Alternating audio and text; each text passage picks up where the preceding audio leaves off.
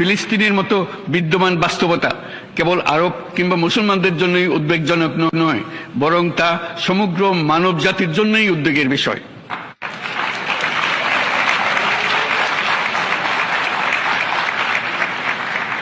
একজন মানুষ হিসেবে প্রত্যেক ফিলিস্তিনির জীবন অমূল্য।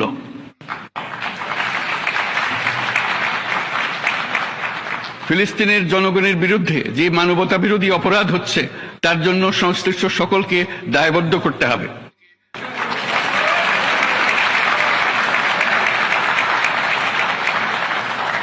ফিলিস্তিনের জনগণের উপর চলমান নৃশংসতা, বিশেষত নারী এবং শিশুদের সাথে প্রতিনিয়ত যে নিষ্ঠুরতা বিশ্ব দেখাচ্ছে, তা থেকে নিস্তারের জন্য বাংলাদেশ অনতিবিলম্বে সম্পূর্ণ যুদ্ধবিরতির আহ্বান জানাচ্ছে।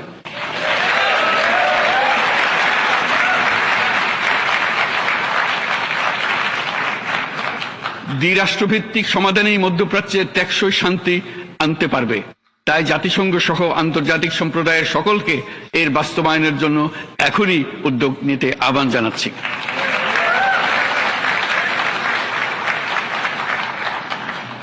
গত 2.5 বছর ধরে ইউক্রেনে চলমান যুদ্ধে বহু মানুষ প্রাণ হারিয়েছে। এই যুদ্ধের প্রভাব সর্বব্যাপী, এমনকি বাংলাদেশের অর্থনীতিতেও এর নেতিবাচক প্রভাব আমরা অনুভব করছি। আমরা তাই উভয় পক্ষকে সংলাপে বসে বিরোধ নিরসনের মাধ্যমে যুদ্ধের অবসান ঘটানোর আহ্বান জানাচ্ছি।